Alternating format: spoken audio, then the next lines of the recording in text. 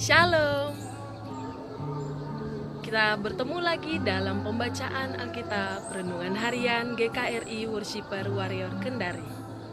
Dan di hari ini kita akan belajar tentang Kejadian pasal 11. Dan Bapak Ibu kekasih Tuhan sudah pasti mengetahui perikop daripada Kejadian pasal 11, yaitu menara di Babel. Dan tentunya saya membagikan pesan Tuhan dengan tema membangun dasar yang benar.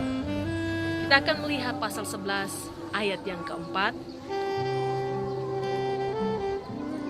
Juga kata mereka, marilah kita dirikan bagi kita sebuah kota dengan sebuah menara yang puncaknya sampai ke langit, dan marilah kita mencari nama supaya kita jangan terserak ke seluruh bumi.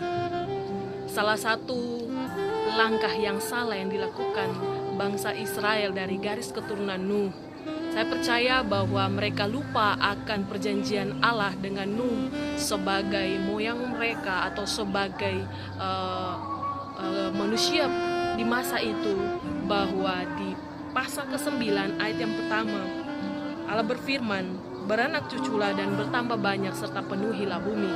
Seharusnya mereka tersebar luas dan sesuai dengan apa yang mereka punya.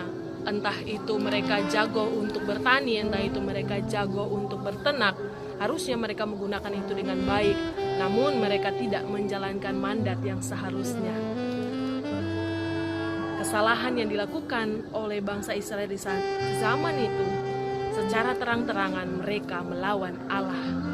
Maka di saat ini pesan Tuhan bagi kita ada dua hal penting dalam membangun dasar yang benar, yaitu yang pertama, jadikan kerajaan Allah dan bukan kerajaan manusia.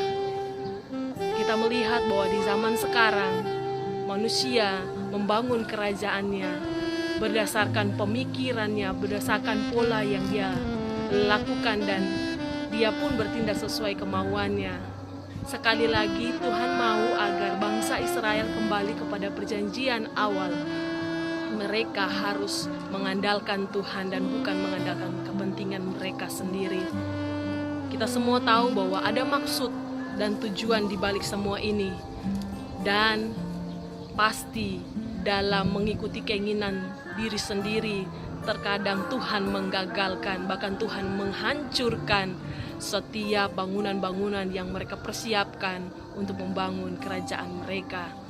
Tuhan menggagalkan dengan cara merubah kembali bahasa mereka yang satu logat itu menjadi berbagai-bagai beragam bahasa, dengan tujuan agar mereka kembali untuk melihat Allah yang benar. Dan di balik itu ada maksud Tuhan. Kita belajar untuk mengandalkan Tuhan. Hati-hati dengan dosa kesombongan. Terkadang sebagai manusia dan sebagai orang percaya, kita pun gagal. Kita malah mengikuti kepentingan kita diri sendiri daripada mengandalkan Tuhan. Harusnya terlebih dahulu kita andalkan Tuhan. Baru setelah itu kita berjalan dengan rencana yang ada dan terus didoakan.